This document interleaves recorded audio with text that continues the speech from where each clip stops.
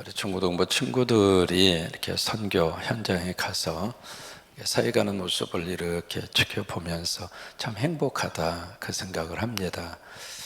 왜냐하면 이제 달리라고 하는 그 교회가 7년 전에 가서 보니까 찌푸니라고 하는 필리핀 사람들이 즐겨 사용하는 차량이 있습니다. 이게 그 차가 없어서 우리 학생들이 그 산길로 몇 시간을 걸어서 그 이야기를 들으면서 우리 찌푸니 한 대를 좀 사주자 해서 찌푸니라고 하는 차를 하나 사줬거든요. 사줬는데 7년이 지나고 나서 우리 중고등 친구들이 그 차를 이번에 가서 쓰는 거예요. 그러니까 우리가 뿌려놓고 우리가 이렇게 심어 놓으면 우리 후손들이 그것을 거둡니다. 그래서 달리라고 하는 지역에 가서 거기서 이제 사역을 하고, 또 하나 오민간이라고 하는 교회는 작년에 십자가 세우기에 건축을 해서 새로 건축을 했습니다. 이제 거기 가서 우리 어제 수요 예배도 함께 드리고, 이제 그 모습을 보면서 앞으로 이제 103개의 살림의 교회마다 우리 귀한 자녀들에게, 우리 교회학교 친구들에게 세월이 지나면서 다 연결이 되는 거예요. 전부 다.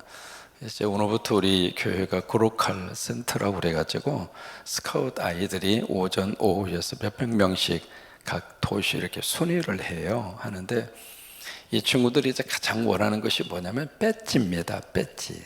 이제 그걸 그렇게 수집하기를 좋아하는데, 우리 교회에 딱 이렇게 오면은 그 배지를 받을 수 있어요.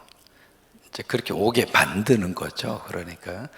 그래서 아무튼 오늘부터 이 잼버리 끝날 때까지, 모르겠어요. 이제 몇 명이나 올지는 모르겠지만 어쨌든 최선을 다해서 좋은 한국의 이미지를 좀 심어주고 싶은 마음이 있고, 또 그렇게 우리 교회 오는 귀한 청소년들마다, 잼버리 스카우트 친구들마다 하나님이 만나주시기를 바라고, 군산에 군산 성광교회 그 인식을 좀 하나님이 머릿속에 이렇게 심어 주면은 사람이 몰라요.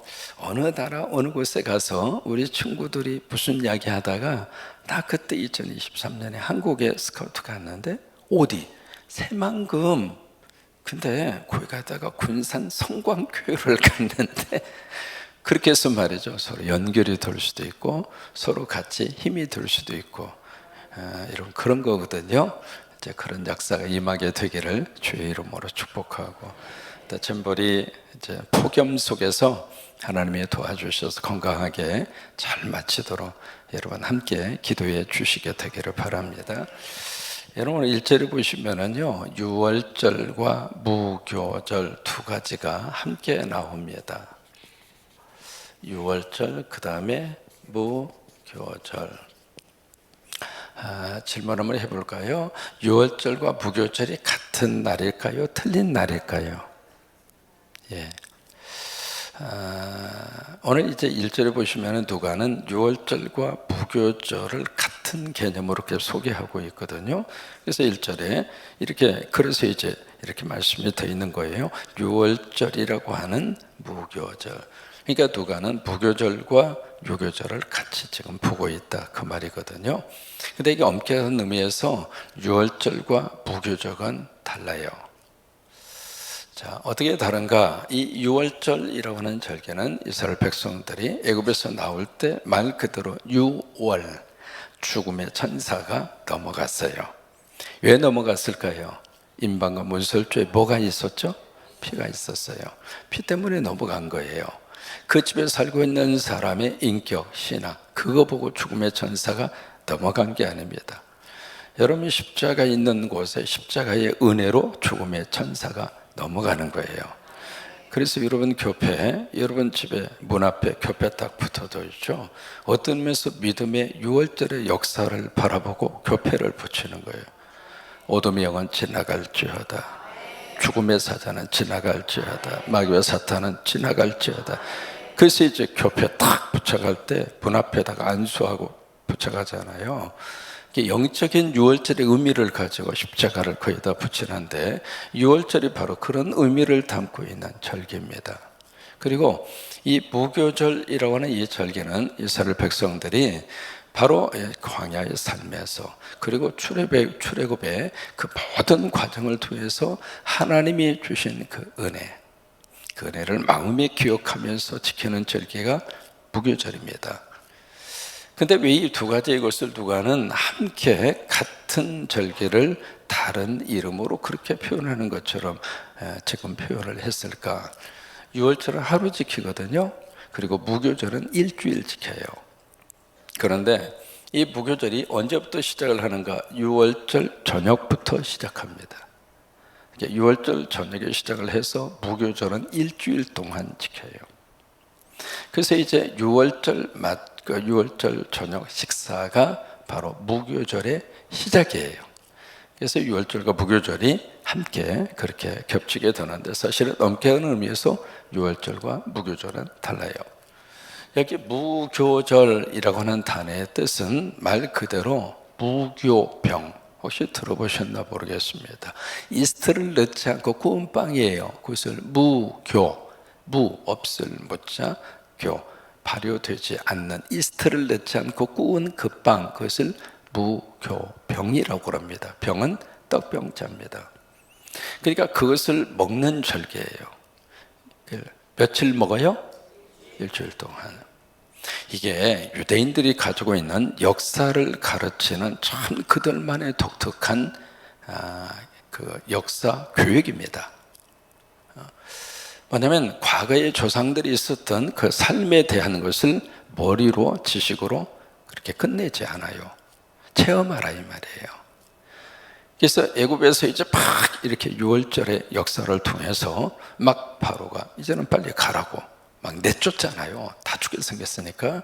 그래서 막 쫓겨나서 이렇게 나올 때 이게 식사를 준비할 시간이 없었어요. 이스트를 넣어서 이것을 발효를 시키려면 하루든 이틀이든 3일이든 시간이 필요하잖아요. 근데 이게 그런 시간이 없으니까 그냥 반죽만 해서 바로 그것을 구워서 그것을 식사로, 그것을 음식으로 준비해서 나왔단 말이에요. 근데 그 과거에 수천 년 전에 있었던 그들 조상들의 그 고난과 그때 긴박했던 그때의 역사의 그 순간을 너희 후손들은 체험하라 이 말이에요.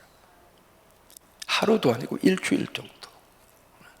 여러분, 이게 역사를 배우고 역사를 후손들에게 가르쳐야 할 참 중요한 역사 의식이에요.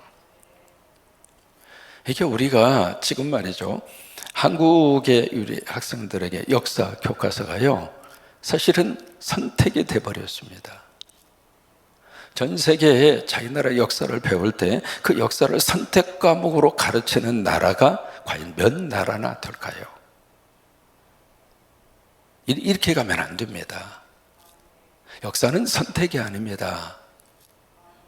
역사는 배워야 돼요. 우리가 우리의 뿌리를 모르는데 누가 우리 역사의 뿌리를 알아주겠습니까? 중국을 볼까요? 일본을 볼까요? 그들이요, 역사 얼마나 철저히 가르치는데, 중국 같은 경우에는 동북아, 무슨 동북공정, 일부러 역사를 더 확대해서 우리가 봤을 때는 말도 안 되는 역사, 그 역사를 자기네 역사라고 그래가지고 그렇게 막 학생들에게 막 가르치고 그렇게 하고, 일본도 마찬가지거든요. 아니, 독도가 자기네 땅이라고 지금 몇 년째 우기고 있잖아요. 근데 우리는 참 묘해요. 아무리 정권이 바뀐다 할지라도 역사는 바뀔 수는 없잖아요. 역사는 선택이 되면 안 됩니다. 역사가 무슨 대학 들어가는 한 과정의 선택 과목, 역사는 그런 과목이 아닙니다. 아무튼 다시 한번 이 역사에 대한 문제를 우리가 깊이 인식하고 우리 자녀들에게도 계속 역사는 가르쳐야 되고 역사는 인식돼야 되고, 시험을 보기 위해서라도 배워야 되겠지만 머리가 아니라, 그래서 유대인들이 그래서 그들의 역사가, 그 질곡의 역사가 수천 년 진행이 되면서도 전 세계 속에서 뿌리가 뽑히지 않는 거예요. 왜? 역사를 끝까지 붙잡고 살고 있으니까. 우리나라도 좀 그랬으면 좋겠어요. 이 반만년의 역사, 숱한 역사, 그 선조들과 조상들의 그 역사가 가면, 시대가 가면 갈수록 그 역사가 제대로 이렇게 교육이 되지 않으니까 지금도 6.25 전쟁, 북침이냐 남침이냐 이러고 있잖아요. 역사에 대한 것이 새롭게 인식이 되고 역사를 자녀들이 새롭게 느낄 수 있고 체험하도록, 6월절 무교절이 바로 그런 의미를 가지고 있습니다. 이게 지금 몇 년 전의 역사입니까? 지금도 지킨다니까요. 수천 년 전의 역사를 지금도 지켜가는 거예요. 그래서 바로 무교절과 유교절이라고 하는 단어가 나오면서 요한복음에 보시면은 예수님을 딱 소개할 때 요한이 예수님을 딱 바라보면서 했던 외침이 있습니다. 보라, 세상 주를 지어가는 무슨 양이라고요? 하나님의 어린 양이라고.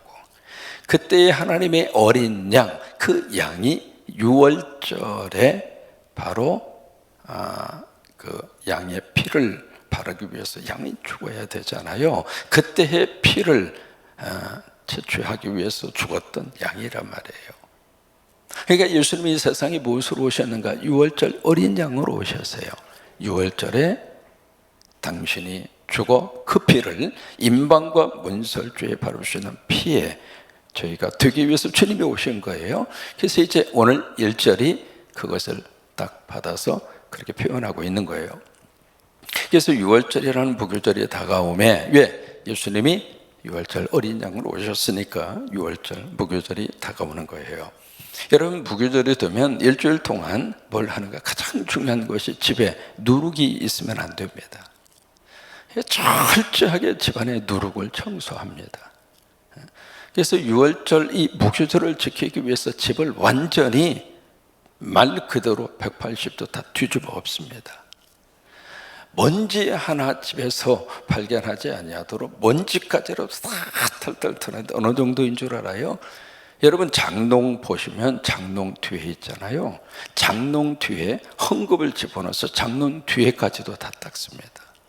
장롱 밑에까지도 다 닦고요. 그러니까 집에 손님이 오면은 집안이 다 난리 나잖아요.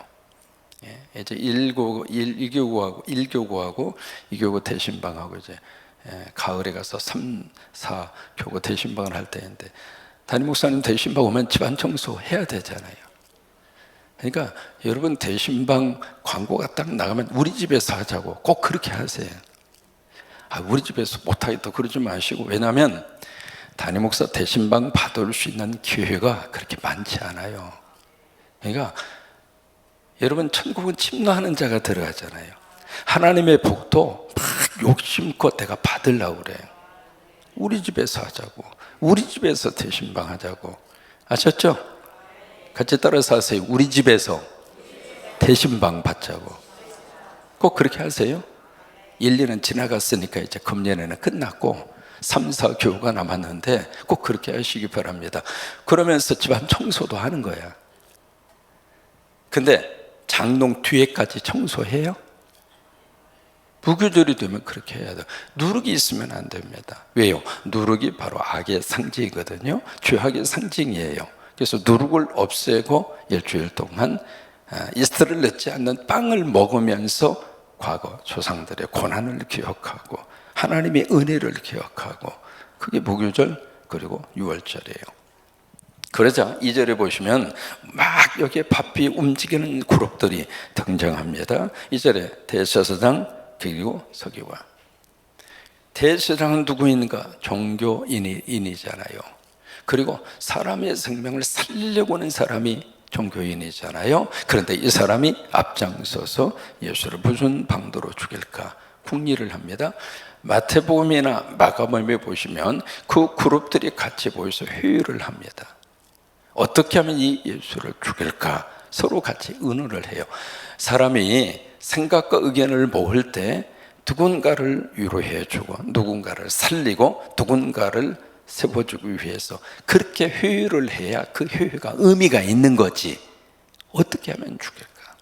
그것을 가지고 지금 같이 그들이 은혜를 하는데, 여기 이제 2절 그 부분에, 왜냐하면 그들이 백성을 두려워함이더라.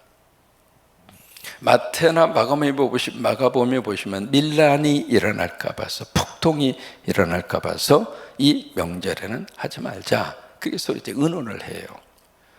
아니, 백성들이 두려운데 왜 예수님을 죽이려고 그러는가? 뭐냐면 이미 그들이 예수님을 죽이려고 이미 다 생각을 정리한 거예요.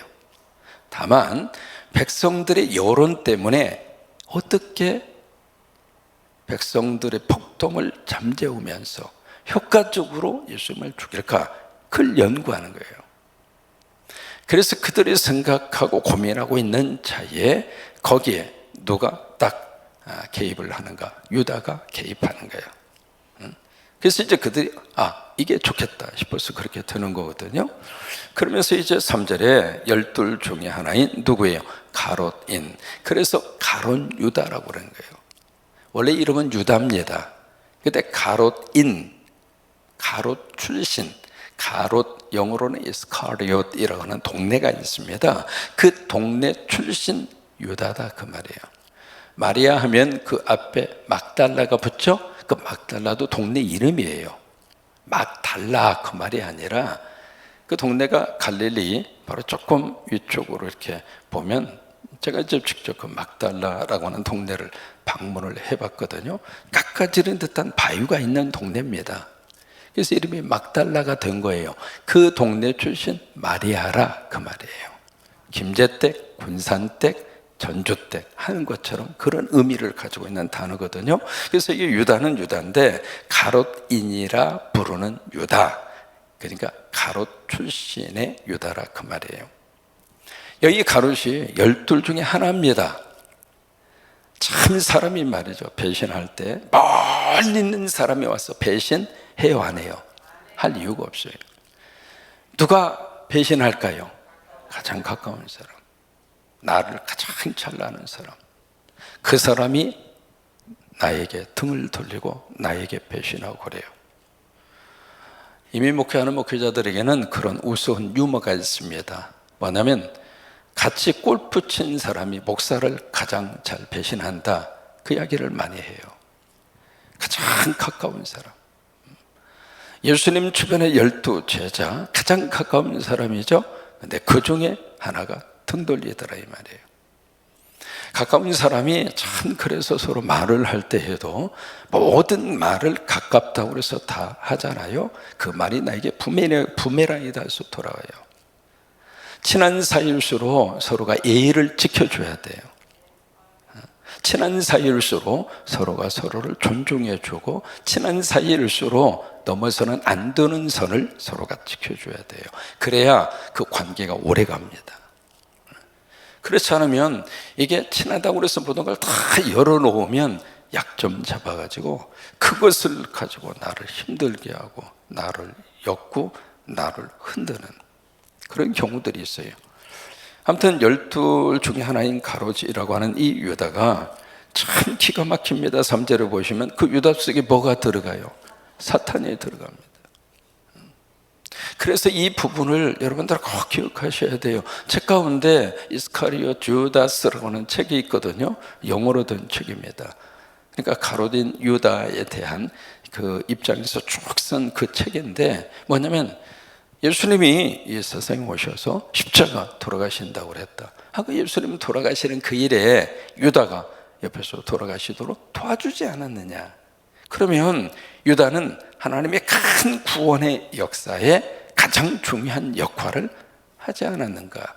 근데 왜 그 유다를 그렇게 비난하고 그 유다가 잘못됐다고 이야기하고 그러는가? 여러분 그런 이야기 들어보셨어요? 안 들어보셨어요? 안 들어보셨어요? 안 들어보셔도 괜찮아요. 그렇게 주장을 하는 사람들이 있어요. 가만히 이렇게 들어보면 그럴 만도 한데 그 생각이 드는 거예요. 어차피 죽으실 분 잘 돌아가시도록 유다가 그 역할을 하지 않았는가. 그렇게 생각해서 유다는 사실 배반자가 아니라 하나님의 구원을 이루기 위한 구원의 한 역할을 유다가 감당한 것이다.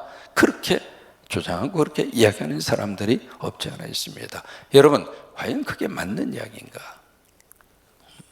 오늘 3절 말씀에 이 유다의 행동 속에 뭐가 있는가? 유다 속에 누가 들어갔어요? 사탄이 들어갔다며.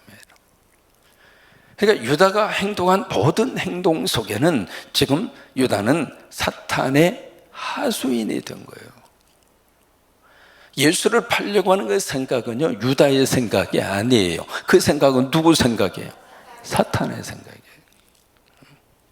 우리가 영과 육이 있잖아요. 여러분, 사람이 영의 지배를 받을까요? 육의 지배를 받을까요? 영의 지배를 받아요. 몸이 아무리 하고 싶어도 마음이 하기 싫어. 그럼 몸은 안 따라가요. 그러니까 영이 먼저입니다. 그래서 요한 1서에 보시더라도 내 영혼이 잘됨 같이 범사가 잘되고 강건하기를 원한다. 영이 먼저입니다. 오늘 이 새벽에도 여러분들이 영적으로 눈이 딱 떠졌죠? 교회 가야지. 영이 먼저예요. 그 다음에 몸이 온 거예요. 그러니까 이 유다라고 하는 이 속에, 그 속에 참 묘한 게, 이게 영이 성령이 내 안에 들어오시면은 우리를 어떻게 끌고 가는가? 생명으로 끌고 갑니다. 성령님이 내 속에 들어오면 성령의 생각은 우리를 살려냅니다. 이게 성령의 생각이고 성령의 역사거든요. 근데 우리 속에 마귀와 사탄이 들어오면 우리를 망하게 합니다. 우리를 죽음으로 끌고 갑니다. 유다가 지금 그런 상황이에요. 그러니까 유다 속에 사탄이 들어갔다 그 말이에요. 요한복음에서는 이 사탄이 유다에게 예수를 팔 생각을 집어넣었다, 그렇게 말씀을 하고 있는데, 그러면 그 마귀와 사탄이 주는 생각을 유다가 안 받으면 되잖아요. 그죠? 성령님이 주시는 생각은 아멘 하고 내가 받아들이지만, 마귀와 사탄 주는 생각은 싫어. 마귀와 사탄아 올라가라 해서 안 받으면 되잖아요. 그죠? 근데 왜 유다가 그 생각을 받아들였느냐 이 말이에요. 오늘 우리 속에 성령님이 주시는 생각은 아멘 하시고, 사탄이 주는 생각은 거절하시고, 그래야 믿음 생활에 행복한 거예요. 사탄 주는 생각을 그냥 막 이것 분간하지도 못하고 구별하지도 못하고, 그러니까 유다가 이 모양이 된 거란 말이에요. 이 생각이 성령의 생각인지 사탄의 생각인지를 놓고 기도해서, 아, 이게 사탄의 생각이구나, 그러면 거부해야지. 안 받아들여야지. 그래야 나도 살고 가정도 살고 자식도 살고 교회도 살고. 그런데 이게 사탄이 가져다 주는 생각을, 이게 사탄의 생각인 줄도 모르고 막 그것을 받아들이고 인정하고, 그러다 보니까 보세요, 이게요, 예수님 팔려고 하는 생각이 처음에 유다가 처음부터 그 생각을 한 게 아니란 말이에요. 사탄이 들어와서 자꾸 유다에게 예수를 팔려고 하는 생각을 자꾸 집어넣어 주니까 나중에는 그 사탄의 생각이 유다의 생각이 돼서 행동으로 나가잖아요. 그러면 여러분, 사탄이 아무한테나 그 생각을 집어넣어 줄까? 아니에요. 틈을 줄 때 그래요. 틈을 줄 때. 여러분, 유다는 왜 사탄에게 무슨 틈을 줬을까? 여기 마지막 절에 보시면은요, 6절에 유다가 뭐하고? 이제는 유다가 적극적으로 행동합니다. 허락하고 예수를 무리가 없을 때 넘겨줄 기회를 찾더라. 근데 그 앞에 5절이 그들이 기뻐하여 뭘 주기로 약속해요? 돈. 우리가 아는 것처럼 이 유다는요, 재정부장이었어. 재정부장. 회계를 맡았다 그 말이에요. 물질을 만지면서 물질에 욕심이 생긴 거예요. 사탄은 유다의 그 틈을 이용한 거예요. 생각을 집어넣어요. 여러분들, 우리가 기도해야 할 이유 중 하나가 그거예요. 성령의 생각은 늘 받아들이시고, 성령님이 주시는 생각은 늘 아멘 하시고, 사탄 주는 생각은 절대로 받아들이지 마시고. 이렇게 나중에 그 후회하는 경우들을 참 많이 봤어요. 참 안타깝더라고요. 이렇게 딱 보면 사탄이 주는 생각이라고 하는 것을 누가 보아도 저 행동 속에는 성령님의 생각, 성령님이 주시는 생각이라기보다는 사탄 주는 생각인데 거기에 꽉 사로잡혀서 시간 낭비하지, 돈 낭비하지, 영적으로 얼마나 큰 상처와 영적으로 그 피해를 입는지. 그러니까 지금 대표적인 케이스가 유다예요. 결국 유다는 적극적으로 나서 예수를 팔려고 하는 그 일에 최전선에 서서 예수님을 팝니다. 역사에 계속 수없이 많은 성경의 인물들이 나옵니다만은 가장 우리 머릿속에 딱 꽂히는 참 저주받는 이름 두 사람. 첫째가 누구일 것 같아요? 본디오 빌라도. 두 번째는 가롯 유다. 성경에서 많은 한 32,000명의 사람의 이름이 쭉 기록이 되는데요, 자식들에게 성경에 나오는 이름을 참 많이 붙여주고 싶어 해요. 영어식 이름을 지어줄 때 제가 지금까지 쭉 보면서 자식한테 넌 가롯 유다야, 그 이름 붙여준 부모 아직 못 만났습니다. 자기 자식에게 넌 본디오 빌라도야, 그 이름 붙여준 사람 아직 못 만났습니다. 왜 그래요? 저주받은 이름. 저주받은 그 이름의 배후에 누가 작용하고 있었어요? 사탄이 작용하고 있었어요. 사탄의 생각에 틈을 주어서 내가 그 사탄의 하수인이 되면 저주받은 인생이 되는 거예요. 여러분, 사탄에게는 틈을 주지 마시고 성령님이 늘 내 안에 들어오셔서 성령의 생각에 사로잡혀서 오늘 하루도 무더위 속에서도 행복한 하루가 되시고 하나님의 은혜가 되시기를 바라고 성령의 축복이 넘치기를 주의 이름으로 축원합니다.